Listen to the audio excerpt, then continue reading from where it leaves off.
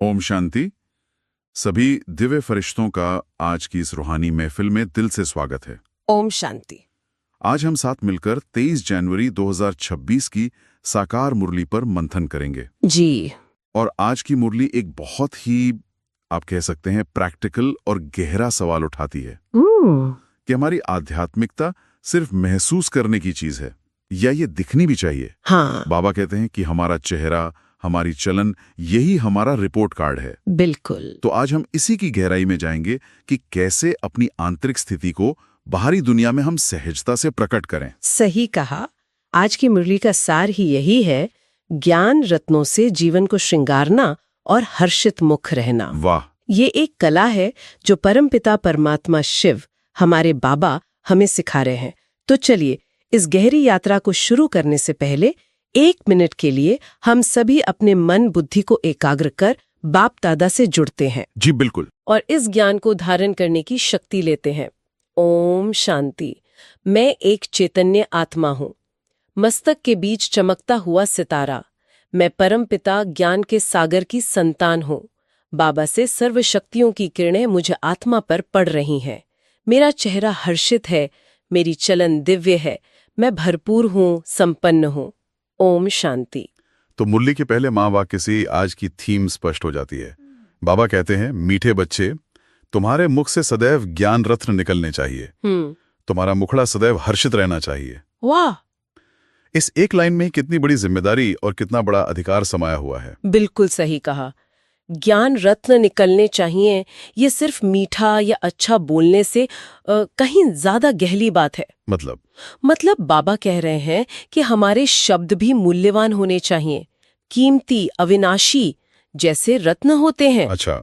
और दूसरा हिस्सा, मुखड़ा सदैव हर्षित, ये उस आंतरिक खजाने की बाहरी निशानी है। ये कोई बाहरी बनावटी मुस्कान नहीं है जो परिस्थितियों पर निर्भर हो। हाँ, ये तो आंतरिक खुशी है। बिल्कुल, ये प्राप्तियों की आंतरिक खुशी है जिसका प्रतिबिंब हमारे चेहरे पर नेचुरली दिखता है। इसी बात को और स्पष्ट करने के लिए मुरली में एक प्रश्न पूछा गया है जो हम सबके लिए एक चेकलिस्ट की तरह है। जी। प्रश्न है, जिन बच्चों ने ब्राह्मण जीवन में ज्ञान की धारणा की है, उनकी निशानी क्या होगी? और बाबा इसका उत्तर 4 बहुत स्पष्ट निशानियों में देते हैं। पहली है देवताओं जैसी चलन। देवताओं जैसी चलन। हाँ, इसका मतलब सिर्फ अच्छा व्यवहार नहीं, बल्कि अलौकिक व्यवहार। हमारे उठने बैठने में, देखने में, बोलने में एक दिव्यता हो, एक नशा हो, जैसे दुनिया वाले देखकर कहें, ये कोई साधारण इंसान नहीं लगते। यानी हमारा हर कर्म यादगार बन जाए। बिल्कुल। दूसरी निशानी है विचार सागर मंथन। बाबा कहते हैं कि बुद्धि ज्ञान के सागर में गोते लगाए, कचरे में नहीं। और कचरा क्या है? कचरा है परचिंतन, व्यर्थ की बातें, पुरानी दुनिया की खबरें, और अमृत है बाबा का दिया हुआ ज्ञान। जब हम ज्ञान का चिंतन करते हैं तो उससे जो प्राप्तियां होती हैं वो हमें खुशी देती हैं। मंथन से ही तो मक्खन निकलता है। सही है। और तीसरी निशानी? तीसरी निशानी मुख से जुड़ी है। मुख से गाली गलानी बंद। ये बहुत महत्वपूर्ण है। ब्राह्मण कुल में आने का अर्थ ही है मुख की पवित्रता। किसी की निंदा करना, अपशब्द बोलना या कड़वा बोलना, ये सब आसुरी चलन है। सही काम। बाबा कहते हैं कि ब्राह्मण बच्चों के मुख से तो सिर्फ आशीर्वाद ही निकलने चाहिए। और चौथी निशानी जो शायद इन सब का परिणाम है? बिल्कुल, चौथी निशानी है सदा हर्षित मुखड़ा। जब चलन दिव्य होगी, बुद्धि में मंथन चलेगा और बोल पवित्र होंगे, तो चेहरा मुरझाया हुआ रह ही नहीं सकता। चेहरा हमेशा खिला हुआ रहेगा, जो आंतरिक प्राप्ति का सबसे बड़ा सबूत है। दुनिया वाले पूछेंगे कि आपको ऐसा क्या मिला है जो आप सदा खुश रहते हैं। तो ये 4 निशानियां, दिव्य चलन, ज्ञान का मंथन, पवित्र बोल और हर्षित चेहरा, ये सब मिलकर एक तस्वीर बनाती हैं। ऐसा लगता है कि बाबा कह रहे हैं कि सच्चा ज्ञान अदृश्य नहीं रह सकता। हाँ, उसे हमारे व्यक्तित्व से, हमारे चेहरे से प्रकट होना ही होगा। और यही वो चीज है जो ज्ञान मार्ग को भक्ति मार्ग से बिल्कुल अलग कर देती है। मुरली में बाबा ने ये अंतर बहुत सुंदर रीति से समझाया है। हाँ, ये बहुत रोचक पॉइंट था। ज्ञान और भक्ति का फर्क क्या है? भक्ति में तो हम याचक होते हैं, मांगते रहते हैं, लेकिन ज्ञान हमें क्या बनाता है? ज्ञान हमें मालिक बनाता है, देवता बनाता है। बाबा कहते हैं कि भक्ति है रात, जो द्वापर से शुरू होती है, जिसमें हमारी कलाएं और शक्ति कम होती जाती हैं। हम भटकते हैं। हाँ, जबकि ज्ञान है दिन, जो संगम युग पर मिलता है और हमें सद्गति यानी श्रेष्ठ मंजिल की ओर ले जाता है। मुरली में जो जादू है वो ज्ञान का जादू है। बाबा कहते हैं कि कृष्ण ने कोई बांसुरी नहीं बजाई, वो तो फकीर लोग भी बजाते हैं। असली मुरली ये ज्ञान है जो साधारण मनुष्य को श्री नारायण बना देती है। ये हमें पुरुषोत्तम मतलब पुरुषों में उत्तम बनाने की पढ़ाई है। मुझे ये ज्ञान रत्न वाली बात बहुत आकर्षित करती है। हम ज्ञान को अक्सर एक अमूर्त चीज मानते हैं, लेकिन बाबा उसे एक ठोस कीमती रत्न कह रहे हैं। ऐसा क्यों? इस रूपक के पीछे क्या गहराई है? ये बहुत शक्तिशाली रूपक है। बाबा इसके कई स्तर समझाते हैं। पहला तो ये कि ये ज्ञान रत्न ही हमें भविष्य में स्थूल हीरे जवाहरात के रूप में मिलते हैं। अच्छा। ये अविनाशी धन है जिसे न कोई चोर लूट सकता है, न आग जला सकती है। हम जितना यहाँ ज्ञान धन जमा करते हैं उतना ही 21 जन्मों के लिए स्थूल धन संपत्ति पाते हैं। यानी ये एक तरह का आध्यात्मिक निवेश है जिसका रिटर्न हमें भौतिक दुनिया में मिलता है। बिल्कुल। दूसरा, बाबा स्पष्ट करते हैं कि जो नवरत्नों की माला का गायन है, हाँ, वो माला, वो इन ज्ञान रत्नों से संपन्न आत्माओं की है, ना कि स्थूल पत्थरों की।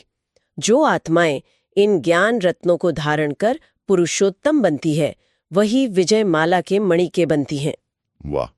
तीसरा, इसी ज्ञान को धारण करने से चेहरा लक्ष्मी नारायण जैसा हर्षित और आकर्षक हो जाता है। उनकी तस्वीरों में जो खुशी और रॉयल्टी है वो इन्हीं ज्ञान रत्नों की धारणा का परिणाम है। और शायद एक चौथा पॉइंट नशे से जुड़ा है ना? हाँ, चौथा पॉइंट है नशा। हमें इस बात का कितना नशा और खुशी रहनी चाहिए कि हम वो पढ़ाई पढ़ रहे हैं जो हमें 21 जन्मों के लिए विश्व का मालिक बनाती है। दुनियावी पढ़ाई तो सिर्फ एक जन्म के लिए है, वो भी अल्पकाल का सुख। लेकिन ये बेहद की पढ़ाई है जिससे बेहद का वर्षा यानी बेहद की बादशाही मिलती है। यही नशा हमें हर्षित रखता है। तो एक तरफ ये ज्ञान रत्न हमें इतना शक्तिशाली और नशे में रहने वाला बनाते हैं, लेकिन दूसरी तरफ मुरली में माया के प्रबल होने की भी बात है जी। यहाँ एक विरोधाभास सा लगता है। एक तरफ हम सर्वशक्तिमान की संतान हैं और दूसरी तरफ माया हमें गिरा सकती है। इस तनाव को कैसे समझें? ये बहुत प्रैक्टिकल सवाल है और बाबा हमें सच्चाई से वाकिफ कराते हैं। वो कहते हैं कि सतयुग में विकर्म नहीं होते क्योंकि वहां रावण राज्य ही नहीं है। रावण राज मतलब? रावण राज्य यानी एक ऐसी दुनिया जहां 5 विकार काम, क्रोध, लोभ, मोह, अहंकार हम पर राज करते हैं। अभी हम इसी रावण राज्य में हैं, इसलिए हमारे कर्मों पर इसका गहरा असर पड़ता है और हमें उन पर बहुत ध्यान देना होता है। तो ये युद्ध बाहरी नहीं बल्कि आंतरिक है, रामवंशी संस्कार और रावणवंशी संस्कारों का। एकदम। बाबा हमें निर्विकारी बनाते हैं, लेकिन माया यानी हमारे पुराने संस्कार और बाहरी दुनिया का प्रभाव हमें विकारी बनाने की कोशिश करती है। बाबा ये भी स्वीकार करते हैं कि माया बहुत प्रबल है। अच्छे अच्छे महारथी बच्चे भी कभी कभी हार खा लेते हैं, लेकिन यहाँ बाबा की महानता देखिए। वो हमें जज नहीं करते, हाँ, बल्कि पतित पावन बाप होने के नाते गिरे हुए को भी उठाने की उम्मीद रखते हैं। वो कहते हैं कि मैं अधम से अधम का भी उद्धार करने आया हूँ। अगर कोई गिर भी जाता है तो भी बाप उसे सहारा देकर फिर से उठाने के लिए तैयार हैं। ये बहुत उम्मीद देने वाली बात है। बस बच्चे में हिम्मत और पश्चाताप की भावना होनी चाहिए। और शायद यही उम्मीद हमें दूसरों की सेवा में भी रखनी होती है ना? कि कोई ना कोई आत्मा समझेगी जरूर। सेवा के लिए मुरली में क्या प्रेरणा है? बाबा कहते हैं कि सेवा में कभी थकना नहीं है। उम्मीद रखनी है कि किसी न किसी आत्मा को तीर लगेगा जरूर, चाहे कोई समझे या ना समझे। हमारा काम है उमंग उत्साह से सेवा करना। और सेवा का आधार क्या है? एक अल्फ की याद। अल्फ यानी एक परमात्मा शिव। बाबा इशारा करते हैं कि सबको कहो, एक अल्लाह को याद करो। वही पतित पावन है, वही हमें विश्व का मालिक बनाते हैं और खुद इस नई दुनिया में नहीं आते। बाबा के निस्वार्थ सेवा को देखो, हमें राज्य देकर खुद वापस परम धाम चले जाते हैं। ये याद ही सेवा में सफलता का आधार बनती है। बिल्कुल। तो बाबा हमें सिर्फ हिम्मत रखने को नहीं कहते, बल्कि वो हमें रोज के लिए कुछ प्रैक्टिकल टूल्स भी देते हैं। आज की मुरली से धारणा के लिए ऐसे कौन से मुख्य सूत्र निकले हैं? आज की धारणा के लिए 2 बहुत सुंदर सूत्र हैं। पहला, अपने हर्षित मुख मुखड़े से बाप का नाम बाला करना है। ज्ञान रत्न ही सुनने और सुनाने हैं, आसुरी अवगुणों को निकाल देना है। मतलब हमारा चेहरा ही सेवा का साधन बन जाए। बिल्कुल, हमारी पर्सनालिटी से बाबा का परिचय मिले। और दूसरा है, सर्विस में कभी थकना नहीं है। उम्मीद रख शौक से सर्विस करनी है, विचार सागर मंथन कर उल्लास में रहना है। तो इसे याद कैसे रखें? इसे हम एक छोटे से निमोनिक से याद रख सकते हैं, मुखड़ा और मंथन। वाह, मुखड़ा और मंथन याद रखने में बहुत सहज है। हाँ, हमारा मुखड़ा हर्षित हो और बुद्धि में सदा ज्ञान का मंथन चलता रहे। और आज का वरदान भी इसी से जुड़ा हुआ लगता है, खासकर जब मंथन की बजाय कंफ्यूजन हो जाता है। हाँ, बाबा का वरदान बहुत शक्तिशाली है। कंफ्यूज होने की बजाय लूज कनेक्शन को ठीक करने वाले समस्या मुक्त भव। बाबा हमारी हर समस्या की जड़ बता रहे हैं। और वो जड़ क्या है? बाबा से कनेक्शन का ढीला होना। जब हमारा बुद्धि का तार, हमारा योग बाबा से ठीक से जुड़ा होता है तो सर्व शक्तियां हमारे साथ होती हैं और कोई समस्या टिक नहीं सकती। और बाबा ये भी समझते हैं कि कभी कभी कनेक्शन जोड़ने में समय लगता है। बिल्कुल, वो कहते हैं कि अगर कनेक्शन जोड़ने में 1-2 मिनट लग भी जाएं तो हिम्मत हारकर कंफ्यूज नहीं होना है, फ्रस्ट्रेट नहीं होना है। बस अपने निश्चय के फाउंडेशन को पक्का करो। मैं बाबा का और बाबा मेरा। ये एक निश्चय, ये एक अधिकार हर समस्या को समाप्त कर देगा। समस्या को देखने के बजाय सोर्स से कनेक्ट करो। तो आज का स्लोगन तो पुराने संस्कारों से मुक्ति की विधि बताता है। बीजरूप अवस्था में स्थित रहना, यही पुराने संस्कारों को परिवर्तन करने की विधि है। ये सुनने में बहुत गहरा है, इसे प्रैक्टिकल कैसे करें? ये अभ्यास की बात है। जब हम विस्तार में आते हैं, उसने ऐसा क्यों कहा, मेरे साथ ऐसा क्यों हुआ, ये नहीं होना चाहिए था, तो पुराने संस्कार काम करने लगते हैं। हाँ, लेकिन जब हम उस विस्तार से हटकर सार में आते हैं, स्वयं को आत्मा, एक बिंदु, एक बीज के स्वरूप में टिकाते हैं, तो हम उन पुराने संस्कारों के प्रभाव से सहज ही मुक्त हो जाते हैं। जैसे पेड़ के विस्तार से हटकर बीज को देखना। सार में आने से असार बातें खत्म हो जाती हैं। मुरली के साकार महावाक्यों के अलावा अक्सर एक गहरा अव्यक्त इशारा भी होता है, जो भविष्य के लिए या सूक्ष्म अभ्यास के लिए एक गाइडेंस की तरह है। आज का इशारा क्या था? आज बाबा इशारा देते हैं कि बंधन मुक्त रहे, जीवन मुक्त स्थिति का अनुभव करो और इसके लिए अलंकारी रूप बनो। अलंकारी रूप का क्या अर्थ है? इसका अर्थ है सर्व शक्तियों को शस्त्रों के रूप में धारण करो। कई बार हम सेवा में, संबंधों में या अपने ही कमजोर संस्कारों के किसी न किसी बंधन में बंध जाते हैं। हाँ, ये होता है। इन बंधनों से मुक्त होने के लिए शक्ति चाहिए। जब हम ज्ञान, पवित्रता, शांति, प्रेम, सुख, आनंद, शक्ति, इन सभी को अपने अलंकार, अपना श्रृंगार बना लेते हैं, तब हम शक्तिशाली बनकर इन बंधनों से मुक्त और जीवन मुक्त बन पाते हैं। तो आज की मुरली से हमने सीखा कि सच्चा ब्राह्मण जीवन एक आंतरिक और बाहरी यात्रा है। अंदर ज्ञान रत्नों का मंथन और बाहर हर्षित चेहरा और दिव्य चलन। और ये एक दूसरे से जुड़े हुए हैं। बिल्कुल बिल्कुल बिल्कुल। आज की चर्चा से हम अपने जीवन में लागू करने के लिए यह संकल्प ले सकते हैं कि आज सारा दिन अपने हर बोल को चेक करेंगे, क्या मेरे मुख से रत्न निकल रहे या पत्थर। और हर घंटे बस 1 सेकंड के लिए रुककर बाबा से अपने कनेक्शन को चेक करेंगे कि कहीं वो लूज तो नहीं हो गया।